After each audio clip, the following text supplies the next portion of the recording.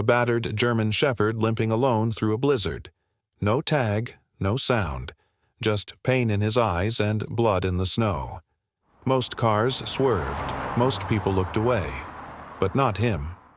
Officer Jack Monroe, new to the town, still haunted by a partner he couldn't save, hit the brakes. He stepped out into the storm, not knowing that what this dog would lead him to would change everything. A secret prison, a missing officer long presumed dead, and a bond that defied orders, time, and even fear itself. What happened next will restore your faith in loyalty, love, and the silent courage of those who never give up. Before we begin, hit that like button, subscribe if you haven't already, and turn on the notification bell, because stories like this, they find you when you need them most. Pine Bridge, Montana. Late October, 4:47 p.m., first snowstorm of the season. The storm rolled in without warning. In one moment, the pines stood quiet under a leaden sky, and the next they were swallowed by snow. Thick, wet flakes danced sideways in the wind, clinging to branches, piling along the curves of Timberline Pass. The road twisted upward, narrow and rimmed with drop-offs that vanished into fog. It was the kind of weather that made even locals stay in and stack more wood near the hearth. But Officer Jack Monroe didn't have that option. Seated behind the wheel of his patrol SUV, Jack navigated the slope in low gear, his windshield wipers swiping back and forth in a steady rhythm. The radio offered only static. Silence clung to the world outside like frost on the glass. Jack, 28, was built like a man born for forward motion. Tall, compact, and quietly coiled with the energy of a soldier who hadn't yet left the battlefield. 4 years as a Marine had chiseled his body into muscle and memory. 2 years in narcotics with the Bureau had hardened the rest.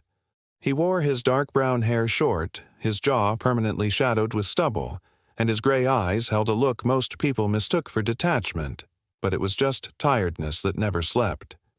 He had arrived in Pine Bridge 3 weeks ago under circumstances no one asked about and he never explained. The file simply said, reassigned after failed operation. But Jack remembered every second of it. Emily Carter had been more than just a colleague. She'd been the steady voice in his earpiece, the only one who saw the patterns he missed, the one who'd stood beside him at the docks of Pier 17 before gunfire split the silence. She'd gone in early to plant surveillance, but never came out. Her GPS had gone dark. Her comms had flatlined, and Jack, pinned down by bullets, screaming her name, was forced to choose between chasing ghosts or saving the men bleeding beside him. The Bureau filed her as missing, presumed dead. Jack hadn't forgiven them, or himself. The snow fell heavier now. Visibility dropped to 30 feet. He eased off the accelerator as he rounded a bend notorious for black ice, and that's when he saw it. A dark shape, dead center of the road, not moving. He slowed. It was a dog, a large German shepherd, standing still in the storm. Jack braked gently, the SUV sliding a few inches before stopping. The wind howled past as he leaned forward, squinting through the glass. The dog's coat was a mess of black and tan, soaked and clinging to its frame. One of its hind legs was drawn up, shaking injured but not broken, its ribs pressed against the skin. Blood, dried and dark, marked its side, but it didn't cower, didn't bark. It just stood there, watching him. Its ears were stiff, tail down but not tucked. Eyes amber, clear, and old in a way that made Jack's chest tighten locked onto his. He stared back, unmoving. Most people would have honked, or swerved, or driven on. But Jack opened the door and stepped into the cold. The snow swallowed him instantly. Wind bit through his uniform. He pulled his jacket tighter and took a few slow steps toward the shepherd. "Hey there, bud," he called softly. "You okay?" The dog didn't flinch, didn't move, just stared. Jack crouched, palms open. "You're hurt. Let me help." Then, without sound or ceremony, the dog turned, limped 2 steps, paused, looked back, then limped again, off the road into the trees. Jack stood frozen. This wasn't chance. This wasn't some stray with nowhere to go. The dog had come to him, had waited for him. His breath fogged the air. The snow gathered on his shoulders. The woods beyond looked dense, uncertain. He glanced back at the SUV. The radio buzzed, but no new dispatch, no backup, no witnesses. His hand went to his sidearm out of habit, then settled. Then, slowly, Jack Monroe took a step forward and followed the dog into the snow. Jack moved carefully, boots sinking into soft layers of snow as he followed the wounded shepherd through the forest. The dogged's gait, heavy, uneven, pushed forward with quiet urgency, as if driven by a purpose that went far beyond instinct. The trees here stood taller and closer together, pines leaning in with ancient whispers carried on the wind. Snow clung to their limbs like secrets. No path marked the dog's direction, but it never hesitated, weaving between trunks, climbing slight rises, crossing a shallow frozen creek that cracked under Jack's weight. The deeper they went, the more Jack felt it, that uneasy knot behind his ribs, the one that had grown familiar in ambush zones and interrogation rooms. Something wasn't right here, not just with the dog, not just with the storm, but something older, more layered, a kind of absence that made the air feel heavier than the snow. The shepherd limped ahead, pausing only when Jack lagged, ears twitching backward. There was intelligence in those eyes. Not the kind of training for sit and stay, but the kind built through years of reading human tension, learning when a room was about to go wrong. Jack had worked with dogs like that. Elite canines. Partners, not tools. This one had once belonged to someone who mattered. The terrain sloped sharply after 20 minutes.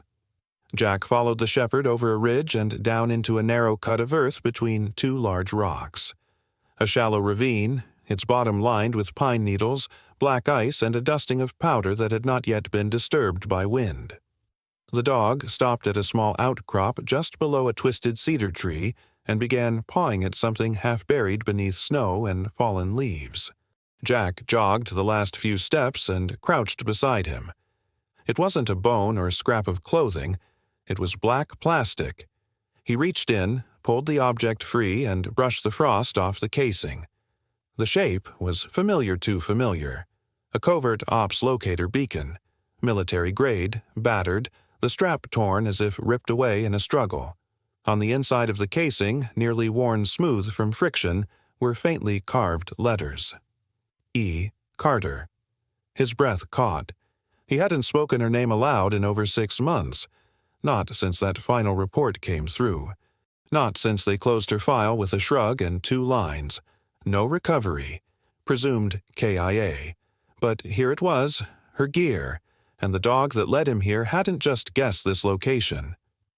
Jack stared at the beacon, turning it over in gloved hands. The ID was faded, but still legible. It was one of the off-grid units issued only for deep-cover narcotics infiltrations. Emily had requested one just weeks before her final mission, paranoid about a mole in their division. "Don't trust the comms," she'd whispered to him after one meeting. "And don't trust Reynolds. There's something off about him." Jack had dismissed it at the time. Lieutenant Warren Reynolds was slick, polished, and politically untouchable. Mid-40s, silver hair, pressed suits, and a voice made for congressional hearings. He smiled too easily, drank water like he was in a toothpaste commercial, and had a reputation for results. Emily hated him, said he fast-tracked busts to earn headlines, took risks that got people killed, and played favorites. Now Jack wondered if she'd been right. The dog sat beside him, panting lightly. A thread of blood ran down its rear leg mixing with the snow. It made no sound. Jack touched the dog's flank gently. "You brought me here, didn't you?" The shepherd didn't blink. Jack stood, scanned the area.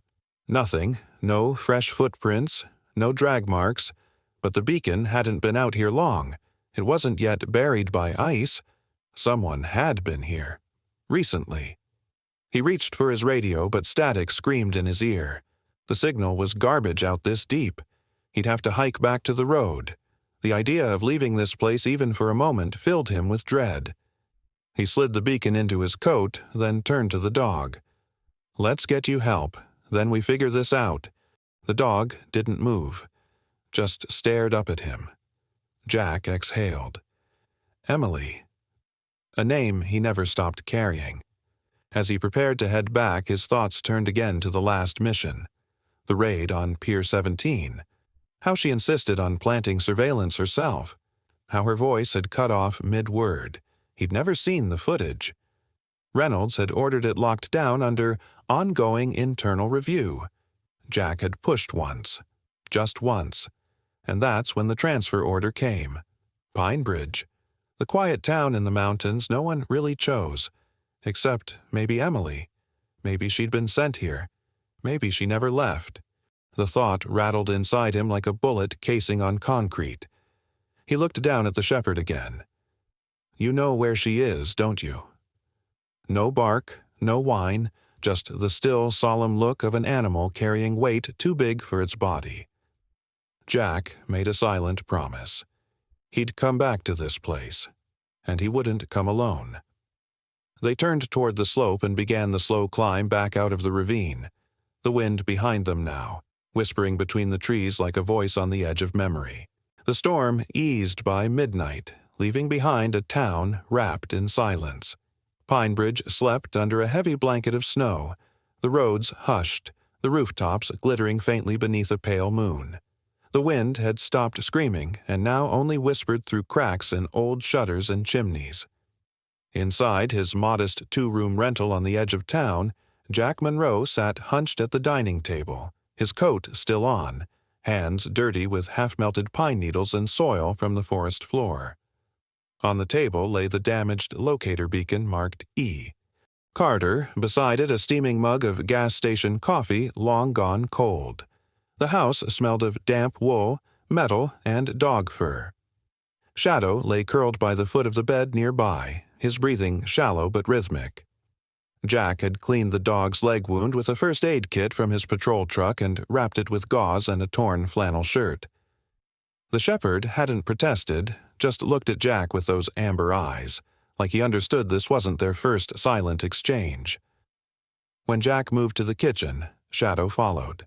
When Jack collapsed on the couch for an hour of restless sleep, the dog lay beside him, head resting on one paw, twitching in dreams that sounded like grief. Now, hours later, Jack picked up the beacon again and turned it slowly in his hands. The unit had been intentionally smashed clean blow to the battery, wires gutted. Whoever left it in the woods didn't want it found. But someone had to know. Emily wouldn't have gone out there without a plan. She never did anything without layers of thought underneath. He stood, walked to the bookshelf, and pulled a worn binder from the middle. Casework. Operation Rainfall. That had been the code name for the sting at Pier 17. Most of the documents were redacted or locked, but he'd kept a few things. Emily's written notes, photos of the warehouse floor plan, and a folded terrain map of the outskirts surrounding the drop site. He laid the map flat under the light. Shadow stirred but didn't lift his head. Jack scanned the margins, running his finger along the ink-smudged edges. And then he saw it, almost missed it. A thin red line, hand-drawn, barely visible beneath the folds, leading north, beyond the warehouse perimeter, toward the backcountry ridges just outside town. A jagged X was marked beside a stream bend, and beside it, in Emily's hurried handwriting, Old Bunker, Northridge. Jack stared. Northridge. He hadn't heard that name in years. It was a small forest region north of Pine Bridge once used for Cold War drills, now abandoned and overgrown. A cluster of emergency shelters had been built into the terrain, camouflaged and forgotten. Only a few still existed on record. The rest? Buried, literally and bureaucratically. Jack reached for his phone, snapped a photo of the map, then carefully folded it and slid it into his jacket. Behind him, Shadow let out a low, trembling whimper. Jack turned. The dog was twitching in his sleep legs, moving slightly as if running. A deep whine escaped its throat. Jack stepped closer and gently touched the shepherd's shoulder. "Hey," he whispered. "You're safe." The dog startled slightly, then blinked, looking up at him with bleary eyes. Jack sat beside him, resting one arm loosely over the dog's back. He hadn't allowed himself this level of connection in a long time. On the small table near the kitchen, among a pile of personal effects he hadn't unpacked, a photograph leaned against a bottle of aspirin. He picked it up. The picture was taken in 2021, an awards ceremony. In it, Emily stood tall in her dark tactical gear, a medal just handed to her by some city official. She looked uncomfortable, smiling through clenched teeth. And beside her, sitting with perfect discipline, was a younger version of the shepherd now at Jack's feet. Shadow. Jack's throat tightened. He flipped the photo and found a small handwritten line on the back. "To the only guy who listens better than you, love, E." So it was true. Shadow wasn't a stray. He was Emily's K-9 assigned to her unit after a 2-year Navy contract and extensive trauma response training. That explained the way he moved, the way he watched, the way he had led Jack to the beacon. Someone had tried to erase that connection, left Shadow to die out there, injured and alone. But he hadn't left. He'd waited, guarded something, and when Jack came close enough, he'd found him. "You never gave up," Jack murmured. Shadow let out a soft grunt and dropped his head onto Jack's leg. Jack sat in the silence a while longer, the weight of the photo in one hand and the dog's warmth pressed against his knee. The heater buzzed faintly from the far corner. Outside, the snow had begun to fall again. In the morning, he would go to Northridge. He didn't have approval, and he didn't care. This wasn't about protocol anymore. It was about Emily. And now that he knew Shadow had been with her, part of him believed she might still be alive. He looked at the dog again. "Tomorrow," he said softly. "We go together." Dawn broke reluctantly over Pine Bridge, gray light diffusing through the thick clouds that still hung low above the ridge. Snow had fallen again during the night, fine, dry powder that blanketed everything with unnerving quiet. Jack Monroe stood outside the sheriff's office with a thermos of coffee in one hand and a folder of hastily printed photos in the other. He was already in uniform, though his expression looked like it belonged more to a soldier than a small-town officer. The collar of his coat was frosted with snow, and his boots were damp from the morning walk. Inside, the office buzzed with the quiet routine of rural law enforcement. 2 deputies leaned over dispatch reports. A young woman in flannel Rachel Deeks, 26, new to the department and still clinging to her wide-eyed optimism, offered Jack a nod, which he returned with a tight, distracted smile. Rachel was the kind of person who brought baked goods to meetings and wrote her reports in cursive. Her father had been a deputy here until a heart attack took him on patrol 2 winters ago.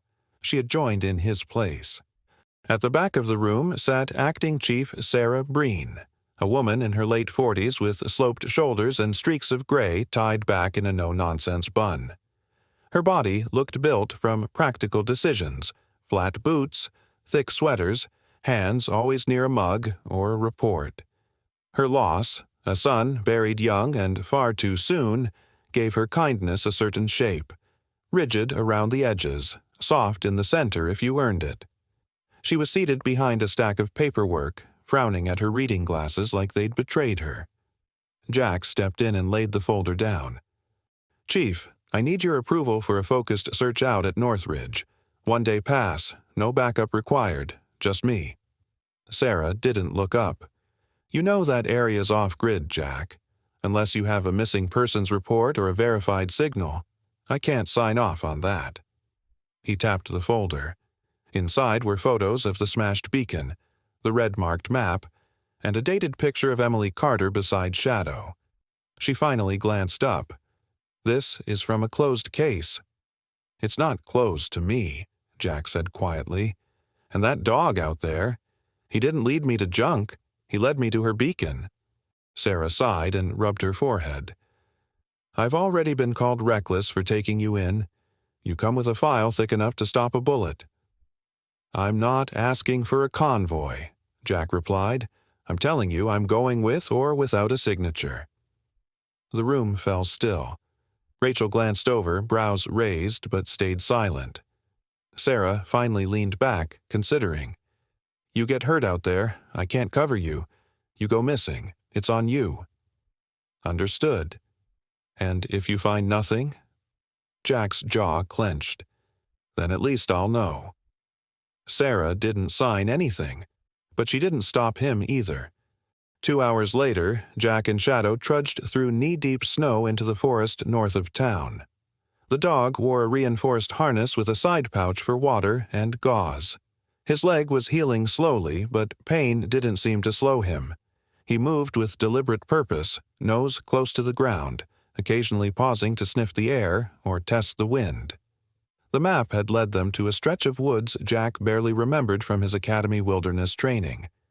The terrain here was uneven, cut by old trails that had long since vanished beneath fallen trees and undergrowth now buried in white. Frost clung to every branch. Silence pressed in thickly, broken only by the crunch of their footsteps. 3 hours passed. Jack checked his compass, then the photo again. The red X on the map matched the terrain, a crescent ridge, shallow slope, near a dried-up stream now frozen solid. He stopped to rest, his breath misting in the cold, heart racing from exertion and nerves. Shadow circled the clearing slowly, then froze. The dog lowered his snout to a mound near a crooked pine and began to dig with sudden urgency. Jack dropped to his knees beside him and began scooping away snow with his gloved hands. Metal clanged faintly beneath. They cleared the last layer, revealing a square steel hatch nearly flush with the earth. The corners were rusted, and a heavy lock had once secured the latch, now broken. Jack stared at it. This was no ranger shelter. This was off the grid.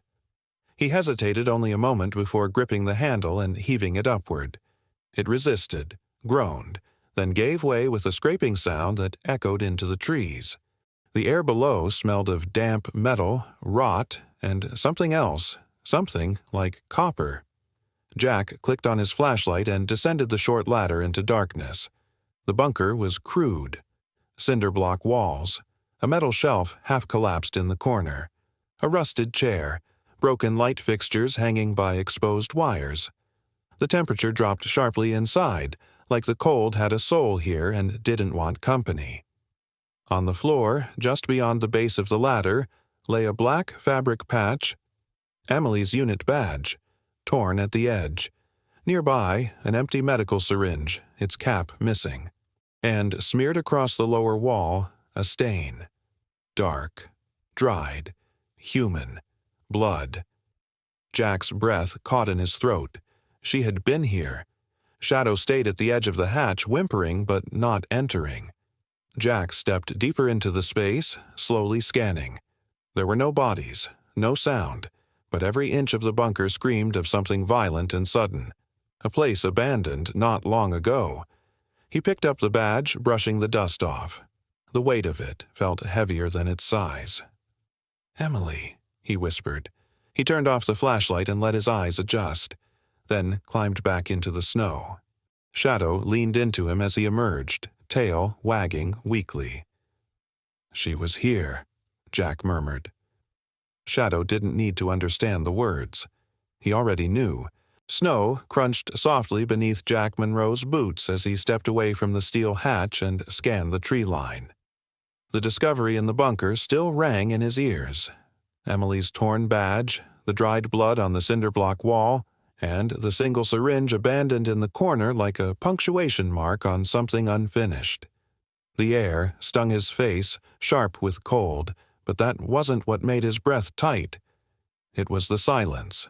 A silence too controlled, too still. He raised his portable radio to his mouth. "Unit 12 to base, requesting immediate response, coordinates to follow. Possible recovery site." Static. He tried again, shifted frequencies. Still nothing. Jack turned in a slow circle, trying to get a stronger signal. But it was dead across the board jammed, not weak. He narrowed his eyes, the military instincts in him sharpening. Signal jamming was no accident. It required planning, intent, and proximity. Shadow stood alert beside the hatch, his ears high, nose twitching with unease. Jack watched him as the dog sniffed the air and stepped forward, tail stiff, body tense. Then he stopped, nose pressed to a tree stump half covered in frost. There, barely visible against the bark, was a small, black lens no larger than a bottle cap. A camera, concealed in a notch of wood, aimed directly at the bunker entrance. Jack's gut tightened. Someone had been watching them. Maybe still was. He turned toward the ridge, hand on his sidearm. The snow absorbed sound, but he'd spent enough time in combat to know when he was being watched. He couldn't see them, but he felt them. Eyes hidden behind branches, breath held just beyond reach. Shadow gave a low, guttural growl. It was the first sound Jack had heard from him since their journey began. Then came the shot. A single crack, sharp and fast. Jack ducked, rolling behind a tree, drawing his weapon. Shadow yelped. The dog had lunged in front of him, intercepting the bullet that would have hit Jack's side. He collapsed in the snow with a pained whimper, blood quickly soaking the powder beneath him. Jack fired blindly toward the ridge, forcing the shooter back, then dove toward the dog. "Shadow, stay with me," he said, his voice rough with urgency. The wound was high on the shoulder, bleeding but not immediately fatal. Jack wrapped his scarf around the dog's chest, applying pressure, and pulled them both behind a downed log. His breathing was fast, his mind racing. He checked the snow, no other footprints but their own. The shooter had taken high ground and left no trace behind. Jack's thoughts surged backward. Reynolds, 6 months earlier. A closed-door intel meeting in Denver, 2 days before the Pier 17 raid. Emily had spoken up, voice steady but low. "Sir, we may have a breach. A high-level one. Someone's leaking operation details." Reynolds hadn't denied it. He'd just smiled, tilting his head. "Those are serious accusations, Carter. You should be careful where you aim them." She hadn't backed down. "Then help me aim them right." Reynolds had gone silent, then dismissed her. Jack hadn't thought much of it at the time. Reynolds was calm to the point of smugness, the kind of man who never sweat and never stuttered. His past was glossy without cracks. Former JAG officer, spearheaded 3 high-profile cases, decorated. But something had felt wrong. Jack looked down at Shadow, whose breathing was shallow now, legs trembling. He couldn't stay here. They were outnumbered, outgunned, and someone wanted them dead. With one arm, Jack lifted the shepherd, cradling him as best he could, and started moving west, away from the bunker, through snow and shadow. His mind burned with questions. If Reynolds had orchestrated Emily's disappearance, if this bunker was used to hold her, then this was more than negligence. It was a cover-up. He didn't know if Emily was alive, but someone had tried to bury the trail. And they just found it again. The wind howled through the timbered ridges of Northridge as Jack trudged uphill, Shadow cradled tightly in his arms. Snow clung to the folds of Jack's jacket, and blood dark and drying had begun to soak through the scarf wrapped around the dog's shoulder. The mountains loomed ahead, but Jack had no destination in mind anymore. He was simply moving away from the shooter, from the shattered silence of the bunker, and from the realization that this ran deeper than betrayal. He found shelter beneath an overhang, a shallow cave, carved out by water and time. It wasn't much, but it blocked the wind and shielded them from open view. Jack laid Shadow gently on a folded coat, using snow to clean the wound again. The dog whimpered but didn't resist. His eyes, half-lidded and glassy, flicked open every few seconds, checking Jack's face. "You're still here," Jack whispered. "Stay with me a little longer." Outside, the light was fading. He didn't know how long he sat there, waiting. Maybe an hour, maybe more. Then something. A sound. It came faintly, barely audible beneath the wind. A human voice, strained and hoarse. Jack went still. He wasn't sure at first. It could have been the wind playing tricks again. But then it came again. A whisper, echoing. He stepped to the edge of the cave, ears straining. There, somewhere below. Faint. Desperate. Help! Jack's breath caught. He grabbed his flashlight, took one last glance at Shadow, and started toward the source. It led him back through the trees, down a frozen path slick with ice and pine needles. He moved quickly but carefully, every step pressing into uncertainty. Then the sound grew louder. Please. There, behind a thicket of cedar, Jack crouched low, sweeping his light across the ground until he saw it. A steel grate. Mostly buried. Different from the bunker hatch, this one was disguised, narrower, meant not for storage but containment. He dropped to his knees and cleared away the snow. "Emily," he called softly, not daring to raise his voice. "Emily, is that you?" Silence. Then movement. A cough and a broken reply. "Jack." His chest tightened. He yanked at the grate. It didn't budge. He grabbed a nearby branch, wedged it under the edge, and leveraged his body weight. With a screech of metal, the cover lifted. A ladder descended into dimness. He climbed down quickly, flashlight leading the way. The air inside was thick, moldy, metallic, stale. The room at the bottom was small. Concrete walls, one flickering overhead bulb powered by a dying battery. A cot, a bucket, shackles bolted into the floor. And in the corner, collapsed but alive, was Emily Carter. She was thinner than he remembered. Her face hollow, lips cracked, her dark hair matted and tangled. But her eyes, even sunken, still burned with that stubborn light he knew so well. "Jack," she croaked. "You came." He dropped beside her, heart hammering. "You're alive." She gave a tired smile. "Barely." He checked the chains one had already broken loose. The other, rusted through, snapped with a hard pull. He supported her gently as she leaned into him, breath shallow, body trembling. "Who did this?" he asked. "Reynolds," she rasped. He runs it all." Jack froze. Emily coughed hard before continuing. "He wasn't just leaking intel. He built the whole pipeline. Drugs, weapons through the Bureau's own raids. He uses us to clean the scene, then filters the real goods through black market contacts. And you found out." She nodded. "Got too close. I documented everything. Kept a log. Names, times, locations. Hid it in my boot. They took everything, but they didn't find that." Her hand trembled as she reached toward a small crack in the floor beneath the cot.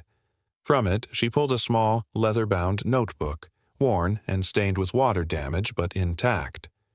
Jack took it, flipping through pages filled with coded entries, maps, initials, symbols, years of undercover work. "They thought I was dead," she whispered. "But Reynolds, he wanted to be sure." Jack gritted his teeth. "We're getting out. Now." But Emily shook her head slowly. "Wait, where's Shadow?" Jack hesitated. "He's alive, hurt, but alive." Tears welled in her eyes. "He stayed, all this time. He never left." Jack helped her to her feet, one arm wrapped around her waist. She could barely walk, but each step was driven by something deeper than strength. They made their way back to the ladder, and as they climbed into the fading daylight, Jack felt the weight of something shift, not just on his back but inside him. They reached the cave just as dusk deepened. Shadow lifted his head weakly, his tail giving the faintest thump against the coat. Emily collapsed beside him, stroking his ears with trembling fingers. "I knew you'd keep watch," she whispered. "Good boy." The night wrapped the forest in a darkness so dense even the snow couldn't brighten it. Trees blurred into shadow, and every gust of wind howled like a warning. But Jack Monroe didn't stop. With Emily Carter leaning weakly against his shoulder and Shadow limping just ahead, he moved through the pines as if something ancient and relentless was chasing them, and maybe it was. Emily's weight against him was feather light but alive. She hadn't spoken since they left the cave, her head resting against his chest, eyes half shut. She was drained, her body a ghost of the officer she once was. Yet there was something burning inside her, a flicker of defiance that hadn't dimmed. Her fingers clutched the small leather-bound notebook against her chest like it held the weight of her life. Shadow trotted just ahead, his gait uneven, but his nose always to the wind. He paused now and then, checking the air, glancing back. The wound on his shoulder had reopened from the strain, leaving droplets of red in the snow. But the shepherd didn't falter. He had one job: lead them home. Jack's breath came in short, tight bursts, fogging in the cold. His arms ached from carrying Emily, and his feet stung with every step across the uneven, frozen forest floor. The snow came faster now, swirling in silver sheets around them, as if trying to hide them or trap them. Far behind, the trees creaked, and the wind carried something heavier than sound. The knowledge that time had run out. Whoever shot Shadow knew they had failed. They would come again, better armed, more desperate. Jack had seen this kind of panic before. When power slipped through greedy hands, it always turned violent. But they had the evidence now. Emily's notebook, the badge, the bunker, and the truth Reynolds had tried to bury in the snow. Jack shifted Emily's weight slightly and muttered, "Almost there." She stirred, voice a dry whisper. "Is he still ahead?" "Yeah, he hasn't looked back in miles." Emily managed a faint smile. "Still protecting me. Even now." Jack didn't respond. His throat was too tight. They broke through the thickest part of the woods around 3 a.m., stepping into a clearing where the snow lay deeper, untouched. Jack knew this place. It was near Timberline Pass, less than half a mile from the old ranger station. He paused to catch his breath, shielding Emily with his coat as Shadow stopped near the edge of the trees, ears alert. That's when Jack saw it, a flash of light white, blinding from above. Then another. A distant rumble cut through the stillness, growing louder. Jack looked up. A helicopter. Not military. Not Reynolds' men. Rescue. The searchlight swept over the clearing again, catching Jack in its beam. He raised a hand, waving frantically, then looked at Emily. Her eyes fluttered open, relief flickering in them before closing again. Shadow barked once short, sharp, then collapsed onto the snow, tail twitching faintly. The chopper descended slowly, rotors whipping the trees, snow swirling like a storm of ash. A side hatch opened and 2 rescue officers leapt down, wearing winter gear and tactical harnesses. One of them, Officer Marissa Kent, a solid-built woman in her 30s with braided dark hair and sharp eyes, reached Jack first. "You, Jack Monroe?" she shouted over the roar. He nodded. 2 victims, 1 injured, 1 barely walking. Her gaze swept over him, then to Emily and Shadow. "We've got them. EMS is in the chopper." The second rescuer, Danny Ruiz, a slim man with a neatly trimmed beard and too many tools on his belt, gently took Emily from Jack's arms while Kent knelt beside Shadow. "This dog took a bullet?" she asked. "He saved both of us," Jack said hoarsely. Kent nodded once. "Then he rides with us." Within minutes, they were airborne. Jack sat beside Emily and Shadow, his coat still wrapped around her shoulders. Her hand found his under the blanket, grip weak but steady. Below them, the forest shrank. So did the darkness. When they landed at Pinebridge Regional, the scene outside the ER was a controlled frenzy. FBI vehicles, police cruisers, uniforms and suits everywhere. Jack helped Emily out, notebook still clutched tightly in her arms. The next 12 hours blurred into interrogations, signatures, and confessions. Jack sat beside Emily through it all while she recounted with a terrifying calm the months of captivity, the smuggling routes, the names, every detail backed by her notebook. By dusk, the warrant was signed. Leoined. Warren Reynolds was arrested in his office at the Bureau's State Division headquarters, along with 3 agents and a logistics manager. The news hit like wildfire. The headlines used words like conspiracy, treason, and betrayal. But for Jack, it was just closure. 3 days later, back in Pinebridge, Jack stood outside the animal clinic. Shadow lay resting inside, hooked up to fluids, his wound cleaned and stitched. Emily, still recovering, sat in the passenger seat of Jack's truck, bundled in a thick coat, eyes fixed on the vet window. "They say he'll walk again," she murmured. "He'll run again," Jack replied. Then came the visit from Chief Sarah Breen. She arrived in her usual gray coat, scarf tucked high, holding a manila envelope. She handed it to Jack, her expression unreadable. "Commendation paperwork, Medal of Valor, Special Field Recognition, full reinstatement," she said. Jack looked at the envelope, then back at her. "I don't want it." Sarah raised an eyebrow. "Then what do you want?" Jack exhaled. "A quiet job, here, Pinebridge PD, and a dog to come home to." She considered that, then gave a slow nod.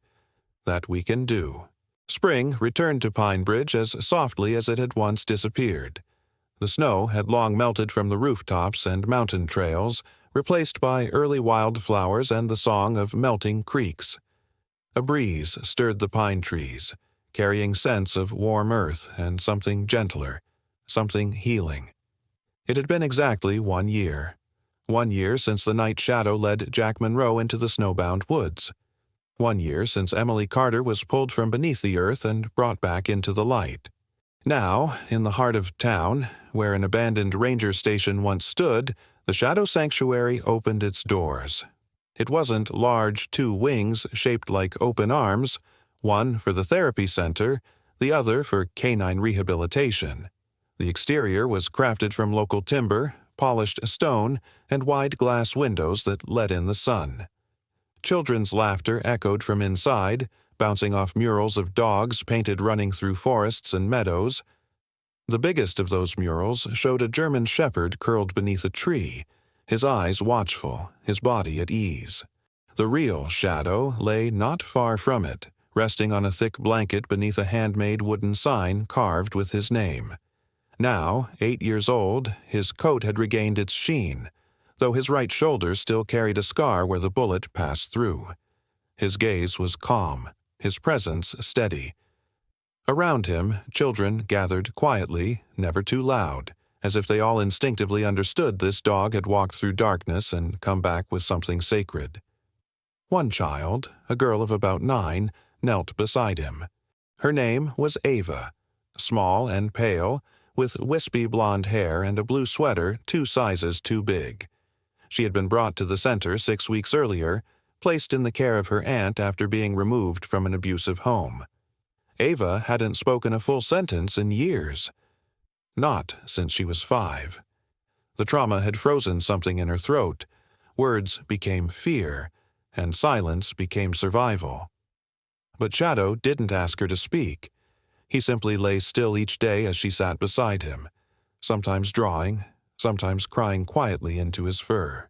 And today, on the day the center opened to the town, Ava leaned forward, brushed her hand softly across the shepherd's back, and whispered, so faintly the wind nearly took it, "I'm not scared anymore." Emily stood nearby, watching, her arms crossed, the ghost of a smile tugging at the corner of her mouth. Her recovery hadn't been quick, but it had been whole. The weight loss reversed, her strength returned. She kept her hair shorter now, a practical choice but also symbolic, as if shedding the past inch by inch. Her new uniform wasn't a badge, it was a blue fleece vest embroidered with the words, "Second Shadow Program. Director." Beside her stood Jack, now firmly rooted in Pinebridge. His uniform bore the same department badge he had once tried to run from, but his shoulders carried it differently now. He no longer flinched at silence. He no longer tried to outrun the snow. He simply stood and stayed. They watched together as townsfolk filtered into the courtyard, carrying warm casseroles and folding chairs, donations of leashes, food bowls, handmade collars. Dogs of all sizes wagged their tails in slow arcs. Veterans, children, retirees, faces all marked in different ways by life, had come not for celebration, but recognition. Chief Sarah Breen arrived last, as she always did. Dressed in a clean charcoal coat, her steel gray bun pinned tighter than usual, she brought with her a stack of small wooden plaques. She placed them gently on a table at the front of the gathering, her expression unreadable, but her eyes misted in the corners. She said nothing as she passed Jack, just gave him a single nod, the kind that meant everything had come full circle. At the podium, Emily cleared her throat. "I never thought I'd stand in front of people again," she began, her voice strong, "and I never thought the one who'd bring me back would have 4 legs and more patience than I ever deserved." Laughter bubbled from the crowd, warm and light. She continued, "This place was built for those who've walked through fire. But not just the people, the dogs, too. Every canine who comes here carries a story, a scar, a journey, and we won't ask them for anything, except to stay beside those who need them." Jack took her place next, holding a small ribbon-cutting shears. Shadow, still lying nearby, lifted his head. "You know, I used to believe dogs were just trained tools," Jack said. "Trained to follow, to obey. But Shadow, he didn't follow orders. He followed a bond, and he never gave up." He looked at Ava, who still sat beside the shepherd. "If he taught us anything, it's that healing doesn't always come loud. Sometimes it arrives quietly, nose first, with a heartbeat beside you in the dark." They cut the ribbon. Applause followed, not thunderous but gentle, like rain tapping on windows. The kind of applause you give when words are too small. Later, as the sun dipped low and families began drifting home, Jack sat beneath the tree beside Shadow. Emily joined him, a cup of cocoa in hand. "Did you ever think it would end like this?" she asked. Jack looked out across the sanctuary, the playfields, the trails, the children's garden just beginning to bloom. "No," he said, "but I'm glad it did." Shadow rested his head on Jack's boot, tail giving a single soft thump. Emily smiled. "So, what's next?" Jack shrugged. "Tomorrow's training with a new rescue, a golden retriever named Finn. Likes to chew on boots." Emily chuckled. "He'll fit right in." And as the last rays of sunlight painted the sanctuary gold, the wind passed through the trees like a whisper from the past, no longer a warning, but a reminder. They had found their way home. We don't choose where our stories begin, but we do get to choose who walks beside us as they continue. Shadow wasn't just a dog. He was a memory that refused to be silenced, a heartbeat that stayed behind when everyone else had moved on. He didn't just find a home, he built one. In the eyes of a frightened child, in the hand of a veteran trembling with unseen wounds, in the quiet strength of 2 officers who refused to give up, Shadow reminded us of what it means to be found, to be held, and to heal. Maybe in our own lives the pain isn't always visible. Maybe healing starts with showing up for a neighbor, a friend, or even a forgotten dog in the snow. If this story touched your heart, share it with someone who needs a little light today. Leave a comment, subscribe, and join us for more stories that matter, not just to the world, but to the soul. And may God bless you, wherever you are in your journey. You are not alone, and someone out there, just like Shadow, is waiting to walk with you.